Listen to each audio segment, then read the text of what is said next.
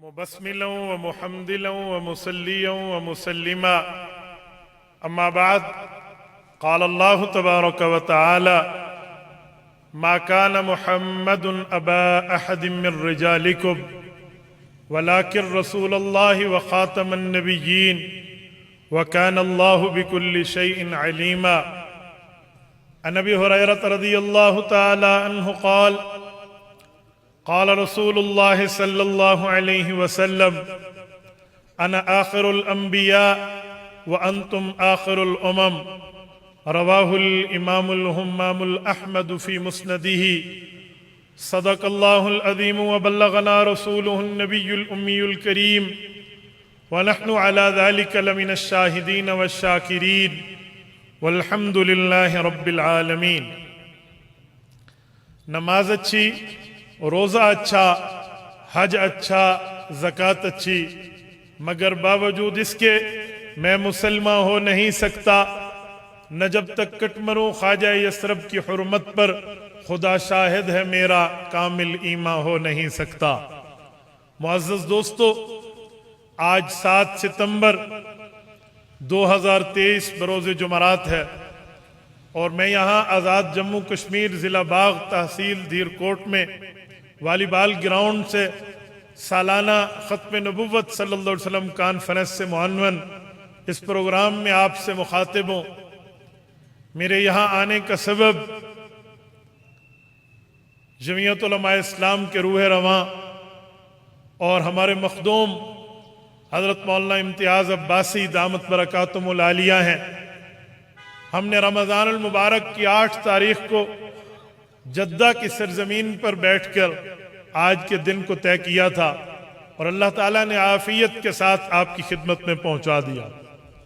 Stage پر حضرت مولانا قاضی ظفیر الدین دامت برکاتہم اور میرے عزیز، میرے برادر، میرے دوست حضرت مولانا مسعود احمد توحیدی دامت برکاتہم، اس سمیت جملہ علماء کرام، میں فرداً سب کو نام سے نہیں جانتا. ان سب کی موجودگی میں آپ سب کو السلام علیکم ورحمۃ اللہ وبرکاتہ. میرے دوستو، عقیدہ ختم نبوت صلی اللہ علیہ وآلہ وسلم کے حوالے سے میں اپنی بات شروع کر رہا ہوں کیونکہ آج 1+50 سال اس قانون کے بنے ہوئے پورے ہو رہے ہیں جس کو سلطنت خداداد ملک پاکستان میں قومی اسمبلی نے منظور کرایا تھا. آج ہم اس کی یاد میں ختم نبوت صلی اللہ علیہ وسلم کی عقیدہ کو خراج تحسین پیش کرنے کے لیے یہاں جمع ہیں. میرے دوستو، میں بات شروع کرتے ہوئے جملہ سمجھانے لگا ہوں کہ یہ بات ذہن میں رکھیں کہ اللہ کی توحید وہ بنیادی نظریہ ہے کہ اگر اس میں رکھنا ہو باقی عقائد جتنے مانے، اگر اس کو نہ مانے تو پرابلم کریٹ ہو جاتی ہے. ایسے رسول اللہ صلی اللہ علیہ وسلم کے لیے عقیدہ ختم نبوت وہ بنیادی عقیدہ اور نظریہ ہے کہ باقی سب کچھ مانے، اس کو نہ مانے تو اسلام کی عمارت متزلزل ہو جاتی ہے.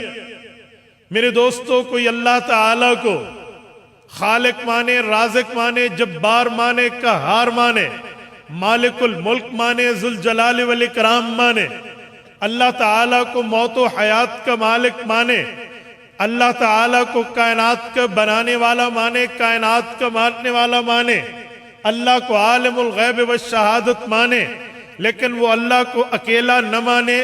ہم کہیں گے تو نے سب کچھ مان کے بھی کچھ نہ مانا. ایسے عقیدہ ختم نبوت ہے.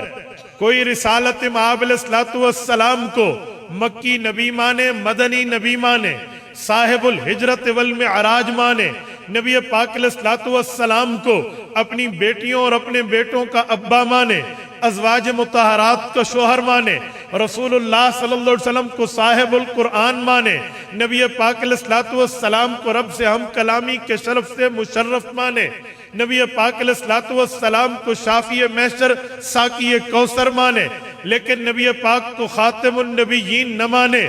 اس نے سب کچھ مان کے بھی کچھ نہ مانا. آپ کہیں گے بنیاد کیا ہے؟ میں آپ کی خدمت میں قرآن کریم سورت نمبر 33 سورت احزاب آیت نمبر 40 پڑھ چکا ہوں. میں اس آیت کا پس منظر، تہ منظر، پیش منظر، جسے ہم جدید زبان میں بیک گراؤنڈ کہتے ہیں، آپ کی خدمت میں پیش کرنے لگا ہوں. پہلے آیت کا ترجمہ سمجھیے، پھر اس آیت کی تشریح میں آپ کی خدمت میں سمجھانے کے طور پہ رکھوں گا. رب کریم نے فرمایا ما کان محمد ابا احد من رجالکم، رسول اللہ مردوں میں کسی کے والد نہیں ہیں، کیونکہ نبوت کے جو بچے تھے وہ ابھی مرد کی عمر کو نہیں پہنچے، پہلے وفات پا گئے. اتنی بات تو ٹھیک ہے. رب کریم نے آگے فرمایا ولیکن رسول اللہ، لیکن یہ اللہ کے رسول ہیں. پھر فرمایا وخاتم النبیین، یہ آخری نبی ہیں. ان تین باتوں کا آپس میں کنٹیکٹ کیا ہے؟ ریفرنس ٹو دا کنٹیکٹ، جسے ہم کہتے ہیں سیاق و سباق سے جوڑ. کیا ہے؟ پہلا لفظ ہے نبوت کسی مرد کے والد نہیں ہے. اگر یہ بات ہے تو اگلا جملہ تو یوں ہونا چاہیے کہ عورتوں کے تو والد ہیں، کیونکہ نبوت کی بیٹیاں اس عمر کو پہنچی ہیں کہ ان پر نساء کا اطلاق ہوتا ہے، ان کو عورت کہا جاتا ہے، ان کو عورت کے اوپر بات کی جا سکتی ہے. تو پھر جملہ تو یوں ہونا چاہیے ما کان محمد ابا احد من رجالکم، مردوں میں کسی کے باپ نہیں ہے لیکن عورتوں میں تو باپ ہے. کشمیر کے غیوروں، قرآن کریم نے اسلوب یہ اختیار نہیں کیا، قرآن نے اسلوب بدلا ہے. اللہ کا قرآن کہتا ہے مردوں میں کسی کے باپ نہیں ہے لیکن اللہ کے نبی ہیں. ایک طرف ابوت ہے جسے والد ہونا کہتے ہیں، ایک طرف نبوت ہے جسے نبی ہونا کہتے ہیں. بھائی ابوت اور نبوت کا جوڑ کیا ہے؟ ابوت اور نبوت کا سیاق و سباق سے تعلق کیا ہے؟ ابوت اور نبوت کا ریفرنس ٹو دا کنٹیکٹ کیا ہے؟ کس بنیاد پر یہ اللہ پاک نے فرمایا مردوں میں کسی کے والد نہیں، پھر فرمایا اللہ تعالیٰ کے نبی ہیں؟ آپس میں جوڑ کیا ہے؟ اس کی بنیاد پہ ہمیں شان نزول کو کنگالنا ہوگا. نبوت پہ آیت کب اتری، کیوں اتری، کس لیے اتری، کس ماحول میں اتری، کس حالات میں اتری؟ آپ آئیے تفاسیر کو اٹھائیے، اردو عربی فارسی تفاسیر کا مشترکہ خلاصہ میں آپ کے سامنے بیسیکلی سمری بنیادی پیش کرنے لگا ہوں. اللہ کے رسول پہ یہ آیت اس وقت اتری ہے جب نبی پاک علیہ السلام کی بیٹیاں تو تھی لیکن بیٹا فوت ہو گیا. تو جو کافر رسول اللہ کے دشمن تھے، جو بے ایمان و مشرک رسول اللہ کے مخالف تھے، جنہوں نے پیغمبر کے مقابلے میں اپنی فیک اپوزیشن بنائی ہوئی تھی، انہوں نے کہا ہم تو اس سے تنگ تھے. پھر اس کا بیٹا پیدا ہوا، پھر بیٹا اپنے باپ کی مشن کو لے کر آگے چلتا تو ہم پریشان ہو گئے کہ اس کے مشن کو لے کے اس کی اولاد آگے چلے گی. جب اس کا بیٹا فوت ہو گیا، کافر کہنے لگے ہم بڑے خوش ہو گئے کیونکہ اس کی نسل، اس کے کاز کو لے کر، اس کی اولاد، اس کے مشن کو لے کر، یعنی رسول اللہ کی اولاد رسول اللہ کے مشن کو لے کر آگے نہیں چلے گی. وہ خوش ہونے لگے. رب کریم نے انہیں گویا دوسرے لفظوں میں فرمایا اوہ خوشیوں کے شادمانے مت بجاؤ. تم حالات کی گہرائی میں اتر کے تھوڑا ڈیپلی نظر سے دیکھو تو تمہیں سمجھ آ جائے ما کان محمد ابا احد من رجالکم، رسول اللہ کی ابوت رجال کی نفی ہے کہ نبی پاک علیہ السلام مردوں میں کسی کے والد نہیں ہے. لیکن تمہاری یہ خواہش، تمہاری یہ ایمبیشن، تمہاری یہ کوشش کبھی پوری نہیں ہوگی کہ اس کے مشن، اس کے کاز، اس کے موقف، اس کے بیانیے، اس کے نظریے کو لے کر آگے کوئی نہیں چلے گا. جی نہیں، پہلے ابا ہوتا ہے پھر اولاد ہوتی ہے. جو ابا ہے وہ اصل ہے، جو اولاد ہے وہ نسل ہے. اصل کی بات تو نسل لے کر آگے چلتا ہے. اگر اس کی جسمانی نسل نہیں ہے تو روحانی نسل تو ہے. روحانی نسل امت ہوتی ہے. رب نے فرمایا ولیکن رسول اللہ، مردوں میں کسی کے والد نہیں ہے لیکن اللہ کے رسول ہیں، اللہ کے نبی ہیں، prophet of the holy God, ہمارے اللہ تعالیٰ کے نمائندہ ہیں. اللہ تعالیٰ کے جو نبی بن کے آئے وہ اصل ہے. جو اس پہ کلمہ پڑھے امت اس کی روحانی نسل ہے. اگر ایک بیٹا ہوتا، 2 بیٹے ہوتے، 10 بیٹے ہوتے، 15 20 بیٹے ہوتے، اس کے مشن کو لے کر وہ آگے کیسے چلتے؟ ہم نے تو 15 20 نہیں، اس کو کروڑوں اربوں لاکھوں خربوں امتی دیے ہیں، اس کو نبی بنایا ہے. ما کان محمد ابا احد من رجالکم، مردوں میں کسی کے ابا نہیں ہے تو کوئی فکر نہیں ہے، ولیکن رسول اللہ، رسول تو ہیں، اس کے مشن کو لے کر اس کی امت چلے، پوری امت اس کے مشن، اس کے موقف، اس کے بیان، اس کے نظریے، اس کی مذہب کی باتیں، اس کے دین و ایمان و اقان و احسان کی باتیں لے کر دنیا میں جائیں گے، تمہاری ایمبیشن اور خواہشات تب بھی پوری نہیں، ولیکن رسول اللہ۔ یہ ابوت اور نبوت کا جوڑ اس آیت میں نے بتایا۔ آگے چلیے، اوکے، بات کلیئر ہو گئی کہ ابوت اور نبوت کا جوڑ یہ ہے، لیکن اگلا لفظ وَخَاتَمَ النَّبِيِّينَ وَكَانَ اللَّهُ بِكُلِّ شَيْءٍ عَلِيمًا، یہ آخری نبی ہیں، ان کے بعد نیا نبی پیدا نہیں ہوگا۔ اس کا ابوت اور نبوت سے جوڑ کیا ہے؟ آپ کی توجہ ہے؟ جتنا مجمع بیٹھے، جس کی توجہ ہے ذرا ہاتھ کھڑا کرے، جتنا مجمع بیٹھے، آپ کی توجہ ہے نا؟ میں نے اس لیے آپ سے ہاتھ اٹھوائے ہیں تاکہ آپ میری اگلی گفتگو کو اس کے ساتھ ملا کے سنیں، کہیں ایسے نہ ہو میں ایک لہہ میں بات کرتا جاؤں اور پھر آپ کو بات میں سمجھ نہ آئے، آپ عباسی صاحب سے گلہ کریں کہ ہمیں سمجھ نہیں آئی، وہ آپ کی توجہ کی سلیپنگ ہوگی۔ توجہ رکھنا، میں آپ کی خدمت میں اگلے جملے کا جوڑ، اگلے جملے کا ربط، ریفرنس ٹو دا کنٹیکسٹ، سیاق اور سباق پیش کرنے لگا ہوں۔ رب کریم نے نبی پاک صلی اللہ علیہ وآلہ وسلم کے لیے جہاں پہ یہ بات فرمائی کہ یہ مردوں میں کسی کے والد نہیں ہیں لیکن اللہ کے رسول ہیں، کیونکہ بچہ باپ کے مشن کو لے کر آگے جاتا ہے، یہاں اولاد جسمانی نہیں ہے تو امت کی شکل میں اولاد روحانی ہے۔ اس کے بعد وخاتم النبیین کا تعلق کیا میں سمجھانے لگا ہوں۔ میرے دوستو، اللہ تعالیٰ نے فرمایا وخاتم النبیین، یہ آخری نبی ہیں، ان کے بعد نیا نبی پیدا نہیں ہوگا۔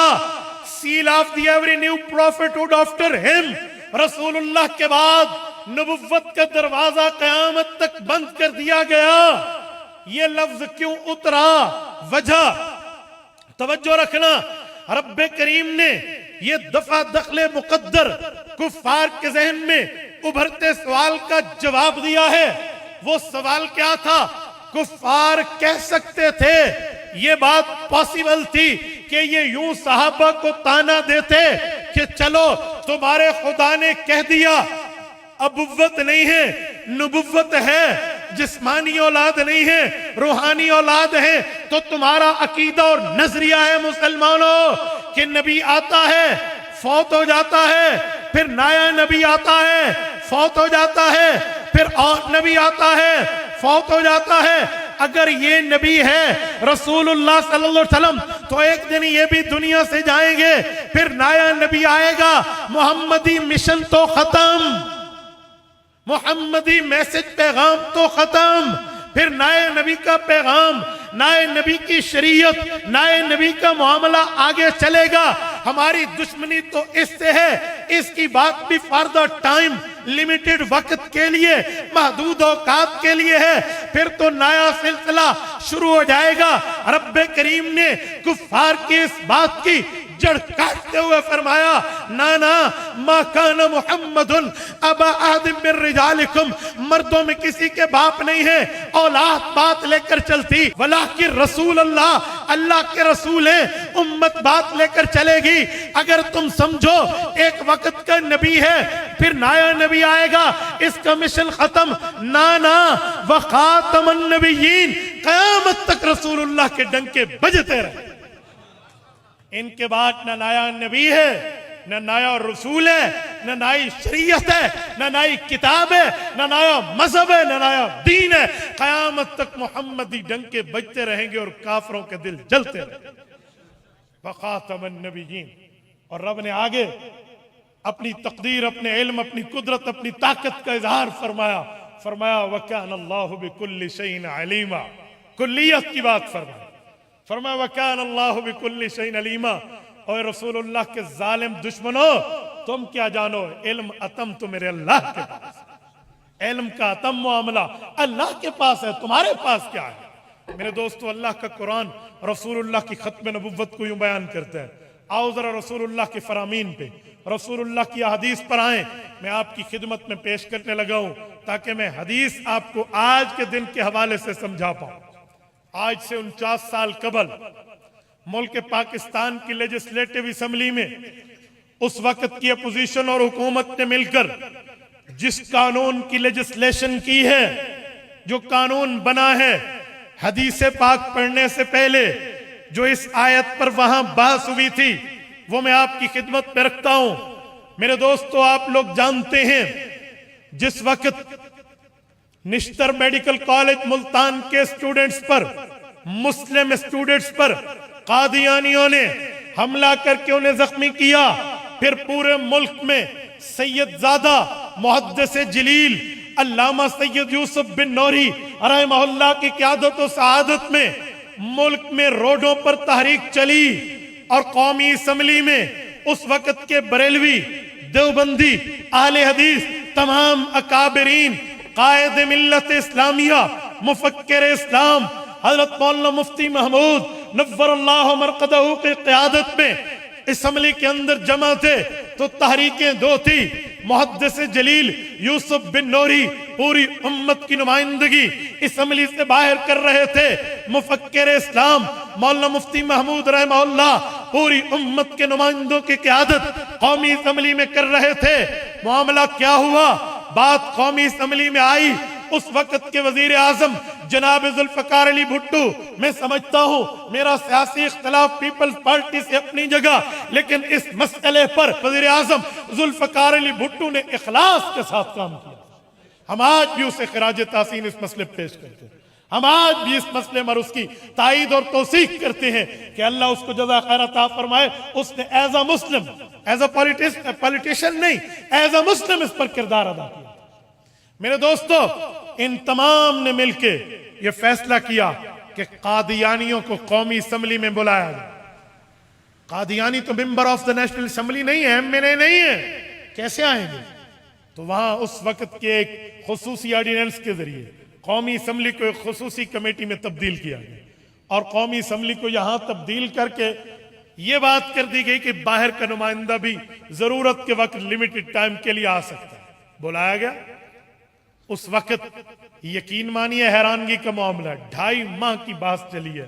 اس 2.5 ماہ میں تقریباً کوئی 96 اجلاس ہوئے، اور پوری ترتیب کے ساتھ ایک ایک مسئلے پر بحث، ایک ایک معاملے پر چلتا آیا، یہاں تک آ گیا معاملہ کہ قومی اسمبلی میں انہیں بلوایا گیا۔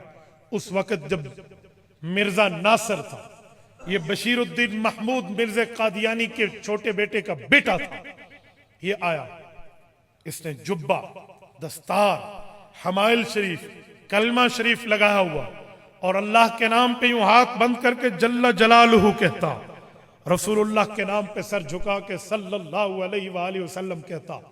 حضرت مفتی محمود نور اللہ مرقدہ، میری خوش قسمتی میں حضرت مفتی صاحب کے شہر ڈیرہ اسماعیل خان سے ہوں۔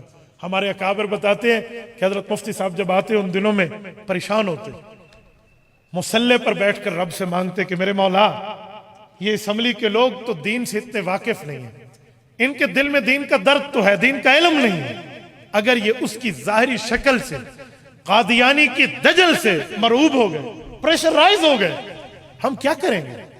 تو تہجد پہ دعائیں مانگتے، خانقاہوں میں حاضری دیتے، اولیاء کرام سے دعائوں کی درخواست کرتے کہ اللہ پاک رسول اللہ کی نبوت کا پرچم بلند فرما۔ اور وہی ہوا۔ اسمبلی کے لوگوں نے شروع میں تو یہ سمجھا کہ شاید شاہ امن نورانی صاحب بیٹھے ہیں، پروفیسر غفور احمد بیٹھے ہیں، مولانا مفتی محمود بیٹھے ہیں، ان میں سے کسی کی کبھی پگڑی ہے، کبھی نہیں ہے، کبھی ٹوپی ہے، کبھی رومال ہے، کبھی پگڑی ہے، اور وہ تو جبے میں ہے، وہ تو دستار میں ہے، وہ تو کلمہ ماتھے پہ لگا کے حمائل شریف لٹکا کے بڑی عزت احترام سے بات کرتے ہیں۔ یار یہ کافر کیسے ہے، یہ کیسے ہے؟ جب بات چلی اور معاملہ آیا، حضرت مفتی صاحب نے یہی آیت پیش کی جو میں نے پیش کی ہے، اس میں لفظ ہے وَخَاتَمَ النَّبِيِّينَ، رسول اللہ آخری نبی ہیں، تو اس پر اس نے پھر اپنا موقف پیش کیا، اور اس نے کہا ختم اللہ علی قلوبہم، قرآن میں ہے، اس آیت کو اس کے تناظر میں دیکھو تو ختم کا معنی مہر ہے۔ قادیانی کہنے لگا وَخَاتَمَ النَّبِيِّينَ، حضور تو مہر لگانے والے نبی ہیں، لہٰذا مرزے پہ مہر لگی ہے، نبوت ملی ہے۔ تو مفتی محمود رحمت اللہ علیہ نے جس حدیث کی دلیل سے انہیں پکڑا تھا، میں وہ حدیث پیش کر رہا ہوں۔ میں نے تبھی آپ کی توجہ چاہیے، میں تبھی رکا تاکہ میں آپ کو اپنا موقف سمجھا پاؤں۔ شاید میں تیزی کے لیے میں بات کر جاؤں، آپ موقف نہ سمجھ پائیں، میں تبھی رکا کہ اس حدیث کو جس پیرائے میں مولانا مفتی محمود نور اللہ مرقدہ نے پیش کیا تھا، میں اس پیرائے کو سمجھانے لگا۔ حضرت مفتی محمود رحمت اللہ علیہ کھڑے ہوئے اور ارشاد فرمانے لگے کہ میں دو باتیں کرتا ہوں۔ نمبر ایک، پہلا لفظ، پہلا جواب وخاتم النبیین کا معنی اگر یہی لیں، مہر لگانے والے نبی، تو یہ جو اضافت ہے جسے کہتے ہیں پوزیسو سینٹینس، مضاف مضاف الیہ، یہ اضافت ہے پلورل کی طرف، سنگولر کی طرف نہیں ہے، جمع کی طرف ہے، واحد کی طرف نہیں ہے۔ وخاتم النبی نہیں ہے، وخاتم النبیین ہے، حضور نبیوں پر مہر لگانے والے ہیں۔ تو بتاؤ 1400 سال میں کتنے نبیوں پر مہر لگی ہے؟ ذرا قادیانی بتائیں۔ کیا 1400 سالوں میں ایک یہی مرزا گاما ملا ہے؟ کس بنیاد پہ ملا؟ تم کو اس کی شکل اچھی تو دیکھنے کے قابل نہیں، تم کو اس کی عقل اچھی تو حساب اس کی کتابوں میں غلط، تم کو اس کا کردار اچھا تو اس کے کردار پہ تھو۔ ابو بکر کو سلام جبرائیل علیہ السلام تھا، وہ تو بخاتم النبیین کی مہر میں نہیں آئے۔ اور عمر فاروق کے کوڑے پہ زلزلے رک جاتے تھے، وہ تو خاتم النبیین میں نہیں آئے۔ عثمان ذو النورین سے رسول اللہ حیا فرماتے تھے، وہ تو خاتم النبیین کی مہر پہ نہیں آئے۔ علی حیدر کرار رضی اللہ تعالی عنہم کے لیے حضرت رسول اللہ نے فرمایا علی جنت میں تیرا گھر میرے گھر کے سامنے ہوگا، اس کے لیے تو خاتم النبیین کی مہر نہیں آئی۔ اور مرزے میں تھا کیا کہ اس کے لیے مہر آئی؟ نمبر ایک اور نمبر دو، فرمایا آیت میرے باپ خلیفہ صدیق پہ نہیں اتری۔ مولانا مفتی محمود نے اپنے والد کا نام لیا۔ اور اس کے باپ دادا مرزا بشیر مرزا قادیانی پہ نہیں اتری، آیت اتری ہے رسول اللہ صلی اللہ علیہ وسلم پہ۔ اس کے آئی وٹنس کون ہے؟ گواہ کون ہے؟ چشمدید کون ہے؟ وہ پیغمبر کے صحابہ اور اہل بیت ہیں۔ ان کے دروازے پہ جاؤ، ان سے پوچھو حضور نے وخاتم النبیین کا مطلب کیا بتا۔ یار کشمیر کے غیوروں، یہ بات کرنی تھی کہ مرزے کے منہ پہ 11:15، 12، 12:15، 12:30، صرف 12 نہیں، پوری گھڑی فل او کلاک بجنا شروع ہو گیا کہ مرزے کو تو اب پریشانی لاحق ہوئی کہ اگر آیت کی تشریح حضور پاک کے گھرانے، اہل بیت، حضور کے یارانے، پیغمبر کے صحابہ کے در سے آ گئی تو ہمارا تو ککھ نہیں بچنا۔ لیکن مفتی محمود رحمت اللہ علیہ رسول اللہ کی نیابت میں پوری امت کی قیادت میں دلائل دے رہے تھے۔ حضرت نے فرمایا اٹھاؤ مسند بزار، اٹھاؤ مسند احمد، اللہ کے رسول پہ آیت اتری وخاتم النبیین، حضور پاک نے اس کی تشریح فرمائی انا آخر الانبیاء وانتم آخر الامم۔ حضور نے فرمایا میری امت کے غیوروں، میرے بعد نایا نبی کوئی نہیں، تمہارے بعد نائی امت کو۔ اب مہر والا معنی کہاں گیا؟ اے لفظ کے ترجمے کو نہ دیکھو، لفظ کے پیرائے کو دیکھو، وہ کیوں بولا گیا۔ میں ایک جملہ سمجھانے کے لیے کہتا ہوں، توجہ رکھنا۔ یہ اسپیکر چل رہے ہیں، میں یہاں ایک جملہ سمجھانے کے لیے کہتا ہوں، اسپیکر اچھے ہیں لیکن میں سمجھانے کے لیے کہتا ہوں مولانا امتیاز صاحب آپ کا اسپیکر تو 2 نمبر ہے، یہاں جملہ کہہ دو اسپیکر 2 نمبر ہے، تو مطلب کیا ہے؟ اور اگر یہی بات قائد ملت اسلامیہ حضرت مولانا فضل الرحمان دامت برکاتہم قومی اسمبلی میں کہہ دیں اسپیکر 2 نمبر ہے، تو مطلب کیا ہوگا؟ بولیے، لفظ اسپیکر ہے نا، آپ کہیں گے ترجمے پہ جاؤ، ترجمے پہ نہیں پیرائے میں جاؤ، گفتگو کے طرز پہ جاؤ، کیوں بولا گیا؟ میں یہاں بیٹھا ہوں، مولانا مسعود صاحب مجھے پانی دینا، یہ پانی کس چیز میں دیں گے؟ مجمع بولتا نہیں ہے، آپ کی آواز نہیں آ رہی، کس میں دیں گے؟ اور اگر غسل خانے میں بیٹھ کے کہوں پانی دو، کس میں آئے گا؟ کیوں؟ میں نے تو بالٹی کا نام نہیں لیا، پیرائے کو دیکھا جاتا ہے، طرز ادا جسے کہتے ہیں وے آف دا ٹاکنگ، اس بنیاد پہ دیکھا جائے کہ بولا کیسے گیا۔ آپ کو اتنا بھی نہیں پتا قادیانیوں، آپ نے ختم اللہ علی قلوبہم کو دیکھا، یہ کس پیرائے میں بولا گیا؟ فرمایا حضور نے انا آخر الانبیاء وانتم آخر الامم، میرے بعد نبی کوئی نہیں، تمہارے بعد امت کوئی نہیں، تو آخری نبی ہے۔ میرے دوستو، اس بنیاد پر یہ بات چلی تو پھر تمام مسلمانوں کے سامنے قومی اسمبلی میں حضرت مفتی محمود رحمہ اللہ نے ایک حوالہ پیش کیا، فرمایا ذوالفقار علی بھٹو صاحب آپ سے لے کر قومی اسمبلی کے ایک ایک نمائندے سے پوچھتا ہوں، کیا تمہاری ماں نے تمہارے ابا کے ساتھ دھوکہ کیا تھا؟ بہت سخت جملہ تھا۔ انہوں نے کہا کیا مطلب آپ کا؟ کہا کیا تمہیں اپنی اماؤں پر، اپنی والداؤں پر اعتماد ہے؟ کہا جی ہاں۔ کہا مرزے کا اعلان ہے، مرزا آئین احمدیہ میں کہتا ہے، کہنے لگا کہ تمام وہ لوگ جو میرے فالوورز ہیں، مرزا قادیانی کہتا ہے، وہ حلال زادے ہیں، اور جنہوں نے میرا کلمہ نہیں پڑھا ان کی ماں نے ان کے والدین سے دھوکہ کیا، الا ذریۃ البغایا، اس کے الفاظ ہیں کل مسلم یصدقنی ویقبل دعوتی الا ذریۃ البغایا۔ تو مرزا ناصر بڑا چلچلایا کہ آخر کیا معاملہ ہے، لیکن جب حقیقت اسمبلی کے سامنے آئی پھر اس کے بعد مرزا ناصر نے جتنے دلائل دیے وہ سارے لولے لنگڑے اندھے گونگے بہرے تھے۔ تو اس کے بعد کیا ہوا؟ وہ کہتے ہیں بڑے بے آبرو ہو کر تیرے کوچے سے ہم نکلے، بڑے بے آبرو ہو کر تیرے کوچے سے ہم نکلے۔ پھر 7 ستمبر سے 2 روز پہلے ذوالفقار علی بھٹو کی اس ذہانت کو میں آج بھی سلام پیش کیے بغیر نہیں رہتا۔ حضرت مفتی محمود نور اللہ مرکزہ کو فرمانے لگے 6 قراردادیں اسمبلی میں جمع ہو چکی ہیں، اسپیکر کے چیمبر میں، اپوزیشن نے الگ دی، حکومت نے الگ دی، عبدالحفیظ پیرزادہ صاحب نے الگ دی، ڈاکٹر ظہور صاحب سابقہ قادیانی اور اب مسلم ان نے الگ دی، اس کے علاوہ حضرت نورانی صاحب نے اور مولانا غلام غزاروی صاحب، یہ الگ الگ قراردادیں تھیں۔ تو کہا اگر ایسا ہو جائے کہ ان قراردادوں میں کوئی ایک قرارداد کی منظوری نہ ہو تو پھر کریڈٹ کا مسئلہ بن جائے گا، اس لیے کریڈٹ چھوڑیے، نبوت کی سلامی دیکھیے۔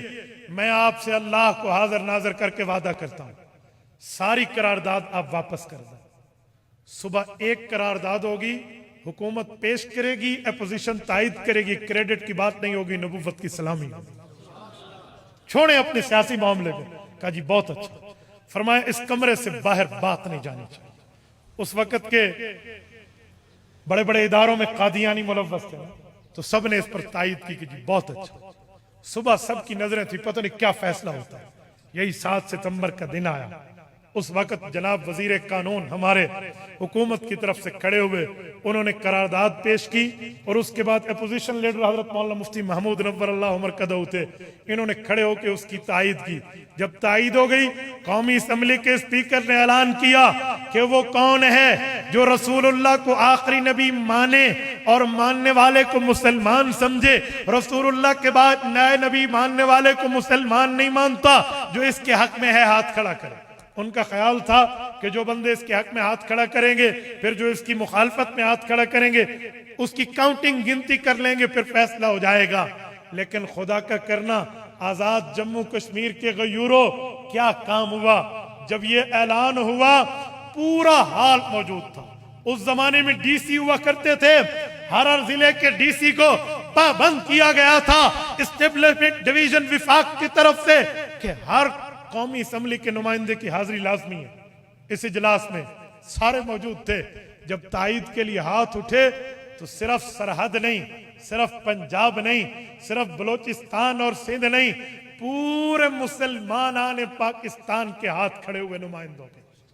اور صرف مسلمان نہیں، مینارٹیز کو جو ریپریزنٹ کر رہے تھے ہمارے اقلیتی برادران، ان کے بھی ہاتھ اٹھے، اور قومی اسمبلی میں ایک ممبر کا ہاتھ نہیں تھا جو نیچے رہتا۔ یہ رسول اللہ کی نبوت کا صدقہ تھا۔ مسلمانوں، آج سے 49 سال پہلے 7 ستمبر 1974 کو مسلمان جیت گئے، کفر ہار گئے۔ اس کی یاد میں جمعیت علماء اسلام ضلع باغ نے، جمعیت علماء اسلام آزاد کشمیر نے آپ کو اور مجھے جمع کیا۔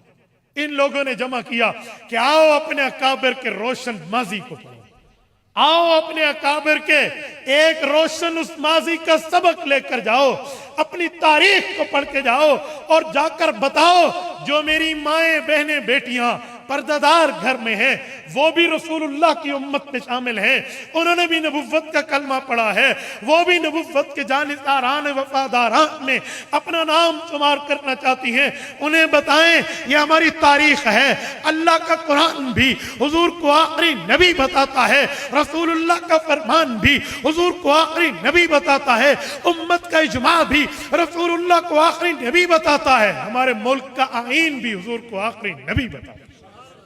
ہمیں یہ بات بتانی چاہیے، بتائیں گے یا نہیں بتائیں گے؟ جتنے بیٹھے ہیں، جتنے دوست بیٹھے ہیں، ختم نبوت کا کام کرو گے؟ ختم نبوت کے لیے اپنی صلاحیتیں چلاؤ گے؟ ختم نبوت کے معاملات کے لیے اپنے علاقوں میں جاؤ گے؟ آپ تاجر ہو یا ڈاکٹر، وکیل ہو یا طالب علم، آپ کوئی ہو معاشرے میں، لیکن حضور پاک کے امتی ہو، ختم نبوت کا کام کرو گے؟ اس کے لیے اپنے جذبوں کو مان تو نہیں ہونے دو گے؟ جزاکم اللہ۔ میرے دوستو، اگر ہمارے نوجوانوں کا یہی جذبہ رہا، اگر ہماری قوم کا یہی ماٹو رہا، اگر ہماری قوم کے اندر یہی جذبات رہے، خدا کی قسم ہم ختم نبوت کی جنگ ہر فورم پہ انشاءاللہ جیت کے دکھائیں۔ مسلمانوں، آج مسئلہ یہ ہے کہ ہم لوگ کسی ایسے معاملات میں جا کے، کوئی سیاسی وابستگی میں جا کے، کوئی سماجی وابستگی میں جا کے، کوئی علاقائی وابستگی میں جا کے، کوئی لسانیت اور قومیت کی وابستگیوں میں جا کے رسول اللہ کو بلا بیٹھتے ہیں۔ میرے بھائیوں، ہماری قوم بات میں ہے، علاقہ بات میں ہے، رنگ و نسل بات میں ہے، زبان بات میں ہے، ہم بات میں ہیں۔ حضور کی ذات پہلے، رسول اللہ کی ذات، تو رسول اللہ کی ذات سے وفاداری نبھاؤ، رسول اللہ کی ذات سے اپنے آپ کو جوڑو۔ یاد رکھو، نبوت نے ہمارے لیے 1400 سال پہلے مصلی میں سجدے کی جگہ اپنے آنسوؤں سے گیلی کی تھی۔ اللہم اغفر لامتی کہہ کے آپ کی اور میری، آپ کی اور میرے نسلوں کے لیے، آپ کی اور میری قوم کے لیے، آپ کے اور میرے خاندان کے لیے حضور پاک علیہ السلام روئے ہیں۔ ہمیں ان کا وفادار بننا، بنیں گے یا نہیں بنیں گے؟ اور میرے دوستو، میں ایک جملہ سمجھانے کے لیے کہتا ہوں، میں بہت سی جگہوں پہ جاتا ہوں، میں ساتھیوں کو کہتا ہوں اپنی ریڈ لائن ہمیں آپ بتاتے ہو، ہمارا فلاں ریڈ لائن ہے، ہماری فلاں ریڈ لائن ہے۔ مسلمانوں کی ریڈ لائن ہے تو رسول اللہ کی ذات اقدس ہے۔ اور سنیں، ختم نبوت کے کام اور کاج کے لیے ہمیں کسی کی ڈکٹیشن کی ضرورت نہیں ہے۔ مسلمانوں میں نام لیے بغیر کہتا ہوں، ہمیں اپنی جماعتوں میں، اپنے افراد میں، اپنی قیادت میں، اپنے معاملات میں نظر رکھنی چاہیے۔ کیا میری جماعت کا لیڈر، کیا میری جماعت کا قائد، کیا میری جماعت کا سربراہ رسول اللہ کی ختم نبوت کا وفادار ہے؟ تو میں اس کا وفادار ہوں۔ اگر وہ رسول اللہ کی ختم نبوت کا وفادار نہیں ہے، ہم اس کے وفادار نہیں ہیں۔ میں بلا تفریق جماعت، بلا تفریق جو ہے نا مسالک، بلا تفریق قوم کہہ رہا ہوں، ہم اپنی جماعتوں کو، ہم اپنی قیادت کو، ہم اپنے لیڈران کو اگر ووٹ دے کے منتخب کرتے ہیں، ہم ان کو آگے پہنچاتے ہیں، تو ہماری ذمہ داری ہے ہم ختم نبوت کے لیے ان سے حلف ملیں، ان کے کردار کو بھی دیکھیں گے یا نہیں دیکھیں گے؟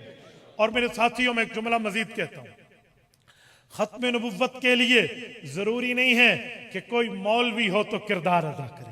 ختم نبوت کے لیے ضروری نہیں ہے کہ کوئی 100% سنت کا پابند، صوم و صلات کا پابند ہو اور وہ شریعت اسلامیہ پہ 100% عمل کرنے والا۔ جی نہیں، ہمیں واقعات ملتے ہیں رسول اللہ کی ختم نبوت کا تحفظ اللہ کی قسم انہوں نے کیا ہے جنہیں بظاہر لوگ شرابی کہتے ہیں۔ میں مثال پیش کرنے لگا ہوں ایک شاعر کی، ملک پاکستان کا مشہور شاعر اختر شیرانی، آج بھی اس کے مشاعروں میں نام کے ڈنکے گونجتے ہیں۔ اختر شیرانی کے بارے میں مشہور تھا، شراب اور کباب کا شوقین ہے، شراب اور کباب کا دل دادا ہے، گناہوں میں اپنی زندگی کو لت پت کیے ہوئے ہے، لیکن وہ رسول اللہ کا وفادار ہے۔ بندہ جتنا بھی گناہگار ہو، بندہ جتنا بھی روسیہ کار ہو، لیکن نبوت کے ساتھ اس کے دل میں ایک ٹمٹماتی سی آگ لگی ہوتی ہے۔ وہ سمجھتا ہے میں گناہگار ضرور ہوں پر آقا کا وفادار ہوں، حضور کا غدار نہیں ہوں۔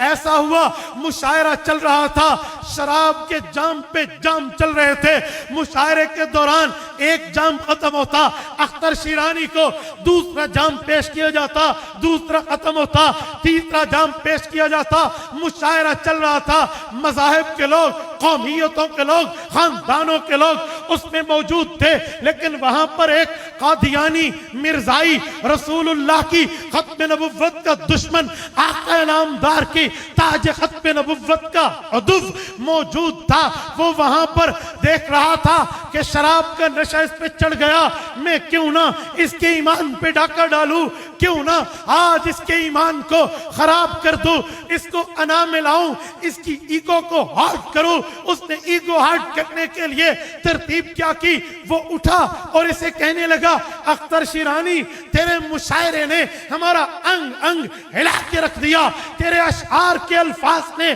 تیرے مقتے اور مطلع نے ہمیں بیدار کر دیا، ہم تو اپنی قوم کے خوابیدہ نوجوان تھے۔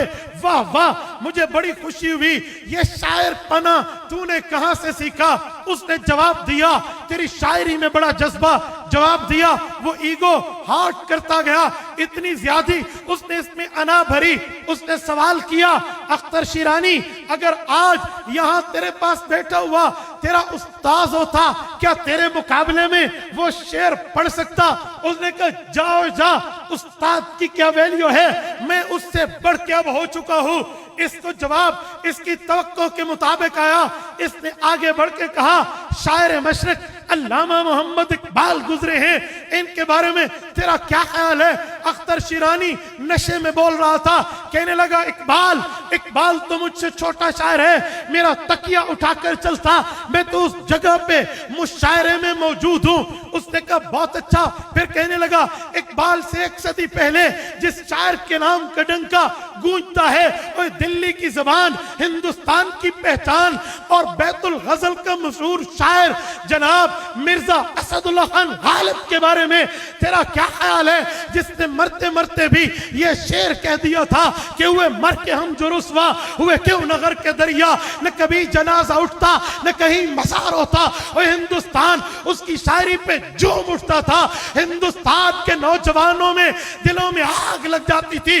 وہ شاعر جو یہ جملے کہتا کہ آدم کا جسم جبکہ عناصر سے مل بنا، کچھ آگ بچ رہی تھی، سو عاشق کے دل بنا، یوں اس شاعر کو تڑپا دیا کرتا تھا۔ اسد اللہ غالب کے بارے میں تیرا کیا خیال ہے؟ یہ نشے میں دھت تھا۔ اس نے کہا جاؤ جا، اسد اللہ غالب تو میری جوتیاں اٹھانے کے بھی قابل نہیں ہے، میں اس سے بڑھ کے ہوں۔ قادیانی نے دیکھا توا گرم ہے، تندور گرم ہو چکا ہے، ایمان پہ ڈاکہ ڈالوں۔ اس نے اپنے ترکش سے زہر بجھے تیروں میں سب سے خطرناک تیر چلایا کشمیر کے غیوروں۔ وہ کہنے لگا اختر شیرانی اگر آج تیرا نبی محمد الرسول اللہ ہوتا، کیا وہ بھی تیرے مقابلے میں کوئی شعر کہہ سکتا؟ کشمیری غیوروں، خدا کی قسم، کیا نشہ، کیا نشے میں دھت ہونا، کیا شراب کا چڑھ جانا۔ اس نے یوں دیکھا، آنکھیں سرخ تھی، آنکھیں پھٹی رہ گئی، دل میں سوچنے لگا اختر گناہگار ضرور ہے، اختر داڑھی منڈا ضرور ہے، اختر تو شرابی ضرور ہے، لیکن تجھے رسول اللہ کی سفارش کی امید ہے، تو رسول اللہ کی سفارش کا اپنے آپ کو امیدوار سمجھتا ہے۔ اگر رسول اللہ کے سامنے گناہوں کے سامنے جاؤں گا، ہو سکتا ہے معافی سفارش پر رب دے دے، لیکن اگر اس ایک رشتے کو بھی توڑ بیٹھوں، اگر اس ایک رشتے کو بھی غداری میں بدل دوں، وفاداری چھوڑ دوں، اختر کیا بچے گا؟ یہ خیال آیا، نشہ ٹوٹا، بوجھ بے ہوشی سے ہوش میں آیا، شراب کا جام اس نے ہاتھ میں پکڑا تھا، یوں سر کو جھٹکا اور اس جام کو اس قادیانی کے منہ پہ دے مارا اور کہنے لگا اے ظالم، پہلے گناہگار کم ہوں، خطاکار کم ہوں، روسیاکار کم ہوں کہ مجھے آقا کا غدار بناتے ہو۔ اور یہ ایک رشتہ ہے جو خدا کی قسم مجھے آخرت پہ رسول اللہ کے ساتھ تعلق استوار کرا دیتا ہے، تو وہ بھی کھینچتا ہے۔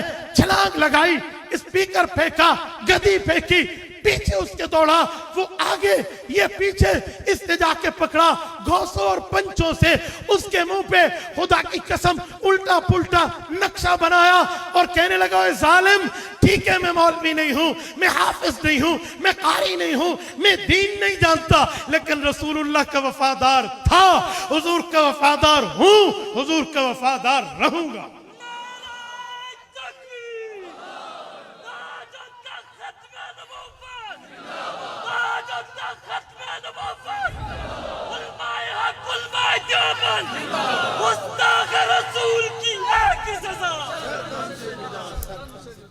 जज़ाकुमुल्लाह। मेरे दोस्तों, में तभी कह रहा हूं, इसमें अपनी वाबस्तगियों को न देखें, इसमें अपनी जबानों और इलाकाई मामलात को न देखें। वो सारी बातें हमारे घर के हैं, हम घर में संभाल लेंगे। एक जगह मेरी कादियानी से धर्मपुरा लाहौर में बात हो रही थी। हजरत मौलाना आप हैरान हो गए। वो जालिम मुझे कहने लगा, मेरे सामने बरेलवी बन के बात कर रहे हो, या देवबंदी बन के बात कर रहे हो, या अहले हदीस बन के बात कर रहे हो, क्या हो? वो हमें आपस में लड़ाना चाहता था और मैं उसकी वार को समझता था। मैंने कहा, यह मसला मेरे घर का है, मैं अपने यहां बैठ के हल कर लूंगा। बरेलवी देवबंदी आले हदीस का क्या मसला है? लेकिन इस मौके पे मैं तीनों का नुमाइंदा हूं। इन सब ने हमें कह दिया है तू बेईमान है, इन सब का इत्तेफाक है। इस मसले में तू मुझे दाएं बाएं नहीं ले जाएगा।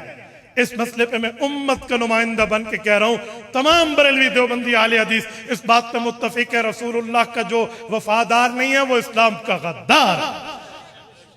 मेरे दोस्तों, यूं बने, और मैं यही बात आपको समझाने के लिए कहता हूं, ऐ काश मेरी उम्मत का नौजवान, ऐ काश हमारी काम का नौजवान दलाइल की दुनिया में वो एटम बम बने जो खुदा की कसम कादियानी के सामने ठहरे तो एक दफा तो उसको समझ आए कि मेरा ताल्लुक कहीं पड़ा है तो ये खाला जी के घर की बात नहीं है। और ये तब है जब आप उलमाए कराम से राब्ते में रहो, जब आप इन हजरात के पास आओ और इनके पास बैठ के आप कोर्सेज करो खत्म नबुव्वत पे, खत्म नबुव्वत के दलाइल को असबर करो, खत्म नबुव्वत की दलील समझिए, खत्म नबुव्वत के मामलात असबर कीजिए, अपने घरों में जाके बताइए, यकीन मानिए फिर आपको समझ आएगा बात करने का अंदाज क्या। आओ मैं आपको लाहौर के एक कॉलेज का वाकया सुनाता हूँ। हमारे लाहौर के एक कॉलेज के स्टूडेंट हैं, वो कहने लगे, सर हमारा उस्ताद कादियानियों से बड़ा याराना रखता था पर छुपा हुआ था, हिडन मिर्जाई था।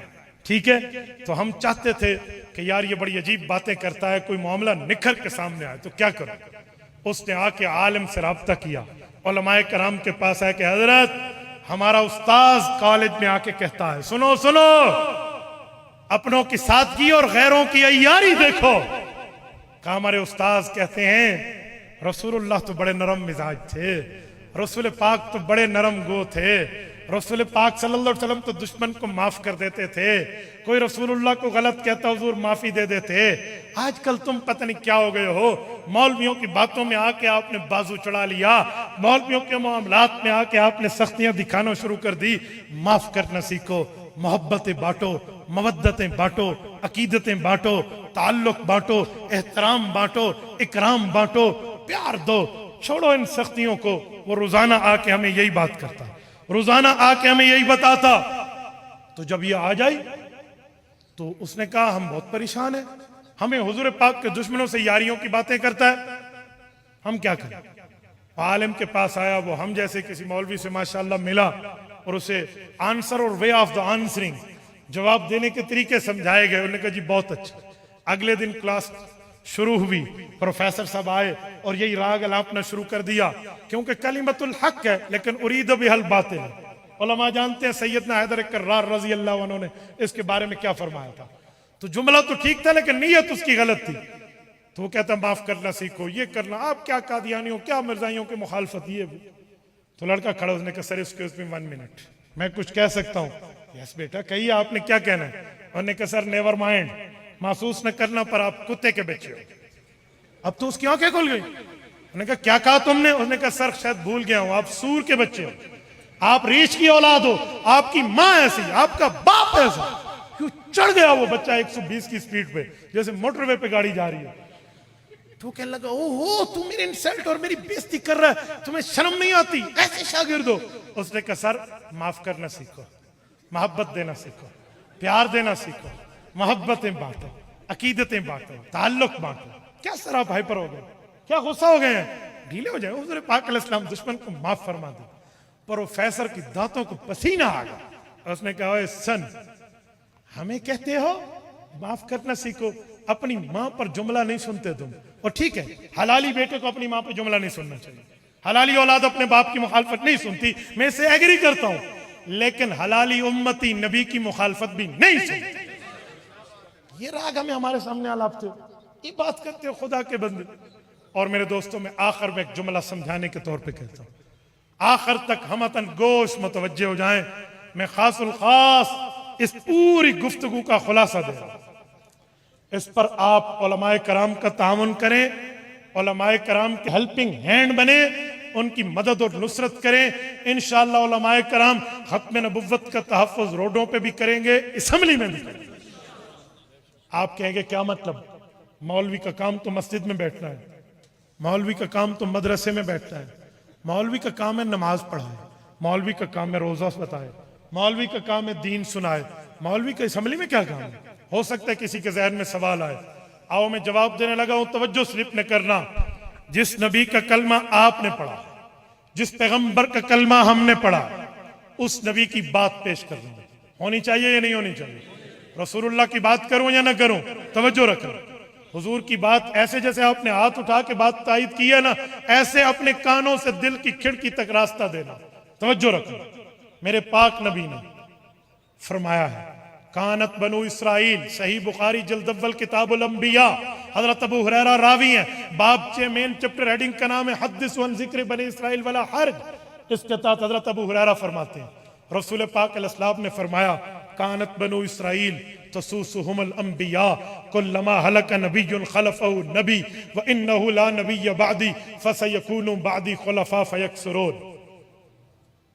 حضور پاک نے فرمایا لوگو، نبی آتے وہ صرف نبی نہیں ہوتے کہ امت کو نماز روزہ سمجھاتے، وہ نبی بھی ہوتے، اسلامی سیاست دان بھی ہوتے. تسوسهم الانبیاء. اچھا نبی بھی ہوتے، اسلامی سیاست دان بھی ہوتے؟ فرمایا جی ہاں. یا رسول اللہ مزید فرمائیے.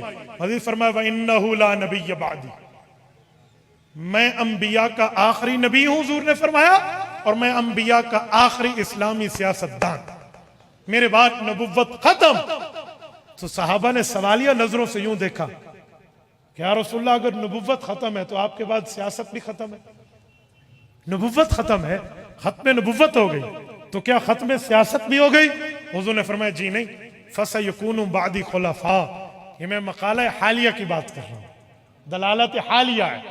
فَسَيَكُونُ بَعْدِ خُلَفَاء. فرمایا میرے بعد علماء میرے نائب آئیں گے. یا رسول اللہ ایک دو ہوں گے؟ فرمایا جی نہیں، فَيَكْثُرُونَ، جماعتیں آئیں گے، جماعت کی جماعت ہوگی علماء کی، اور وہ میرے نائب ہوں گے، وہ دین بھی سنبھالیں گے، سیاست بھی سنبھالیں گے. آؤ یہ میرے نبی کا فرمان. تو میرے سادے مسلمان، تیرے دل میں دین کا درد تو ہے. تو کہتے ہیں مولوی مسجد میں بیٹھے ٹھیک کہتا ہے، مولوی خانقاہ میں بیٹھے ٹھیک کہتا ہے، مولوی ممبر پہ بیٹھے ٹھیک کہتا ہے، لیکن جس نبی نے مولوی کو ممبر پہ بیٹھا کے اپنا وارث قرار دیا، جس نبی نے مصلی امامت مولوی کو دیکھے اپنا وارث قرار دیا، خطبہ جمعہ، خطبہ عیدین، خطبہ صلاۃ الکسوف خسوف، خطبہ صلاۃ الاستسقاء، خطبات نکاح میں اپنا وارث قرار دیا، جس مولوی نے سیاست کے، جس مولوی نے خانقاہ میں بیٹھ کے نبوت کی روحانی اور انسانی روایت کو برقرار رکھ کے نبی کا وارث بنا، تبلیغ و تعلیم و تدریس و جہاد و تصوف میں چل کے جو عالم پیغمبر کا وارث بنا، مسجد اور ممبر پہ بیٹھ کے وہ نبی کا وارث بنا، اسی نبی نے عالم کو سیاست میں نبی کا وارث قرار دیا ہے. اسی نبی نے. کل تو کہے مولوی مسجد میں کیوں ہے؟ لوگ کہیں گے مولوی مسجد ہی بیٹھا ہے نا، مولوی مسجد میں ہی بیٹھے گا. تو پھر یہ کیوں پوچھتا ہے کہ مولوی اسمبلی میں کیوں ہے؟ بابا مولوی نے بھی سیاست سنبھالنی ہے، نبی نے وارث بنا. میں ضلع لیہ میں تھا، مجھ سے ایک سوال ہوا کہ مولوی کا سیاست میں کیا کام؟ میں نے کہا ریل پٹڑی پہ کیوں چلتی ہے، موٹر وے پہ چلے. کہتے کیا مطلب؟ میں نے کہا ریل کو موٹر وے پہ دوڑا دو. کہتے پٹڑی بڑی ریل کے لیے ہے. میں نے کہا سیاست اسلامی بنی نبوت کے لیے، نبوت کے بعد عالم نیابت کے لیے، عالم نبی کا وارث. مجھے بتائیں کوئی غیر عالم ہو وہ علماء کے تحت رہ کر تو سیاست اسلامیہ میں حصہ لے، یہ حدیث پاک کی روح ہے، ورنہ عالم کو سیاست میں حصہ لینا چاہیے، عالم دین۔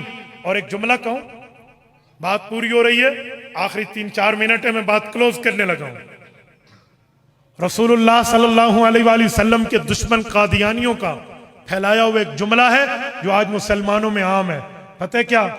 کوئی مولوی کا ساتھ دو، نماز پڑھائے گا، مولوی کا ساتھ دو، جمعہ پڑھائے گا، مولوی کا ساتھ دو، دین، تصوف، تعلیم و تجوید پڑھائے گا، تدریس کرے گا، مولوی کا سیاست سے کیا کام؟ یہ قادیانیوں کا جملہ ہے۔ کیوں؟